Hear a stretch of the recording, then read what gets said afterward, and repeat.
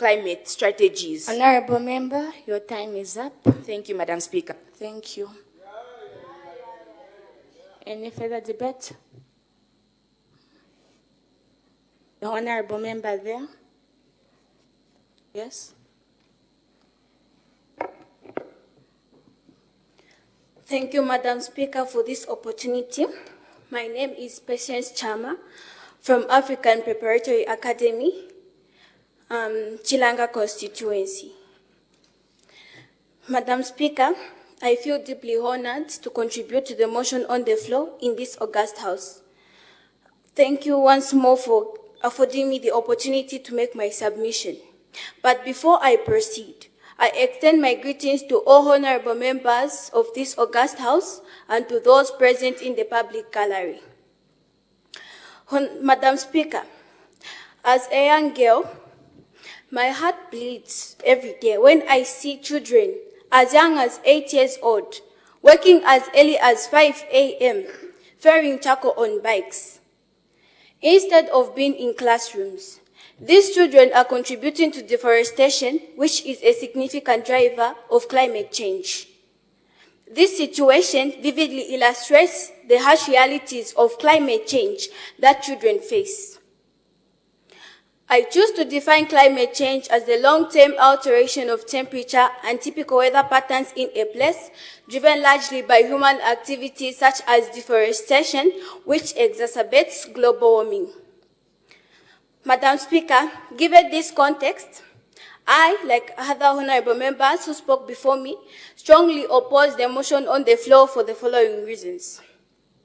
First of all, limited engagement opportunities.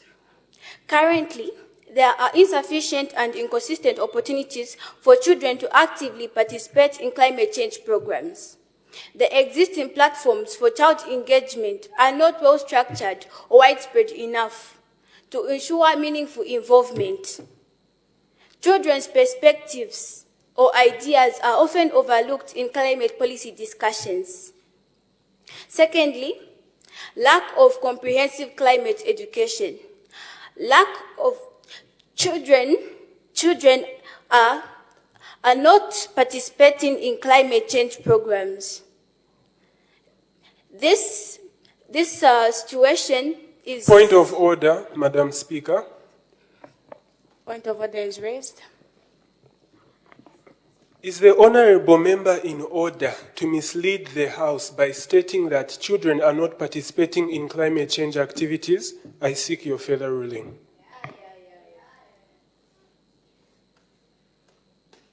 The honorable member is in order as she has the right to speech. Let her forge ahead with her debate and give a clarity. You may continue. Thank you, Madam Speaker. As I was saying, lack of comprehensive climate education.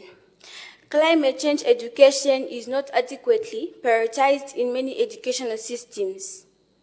Schools often lack the curriculum or resources to thoroughly educate children about climate change, its impacts, and how they can contribute to solutions. This lack of education hampers their ability to effectively participate in climate change programs. Third of all, exposed to harmful impacts. Children are disproportionately affected by climate change, facing risks such as health issues from pollution and displacement due to natural disasters, loss of educational opportunities. Current policies and protections do not adequately address these specific vulnerabilities. Thank you. Thank you, honorable member. Any further debate? The honorable member there? Yes.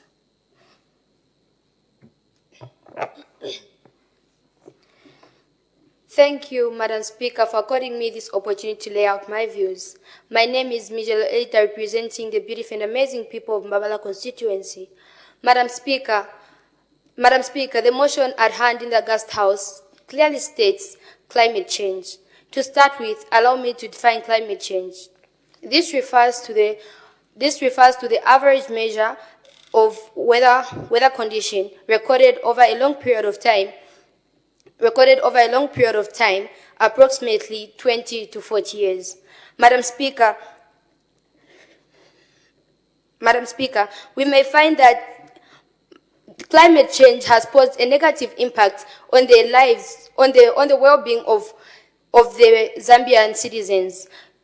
The following are the effects of climate change. Inverting certain technological item, releasing carbon dioxide and carbon monoxide, Madam Speaker.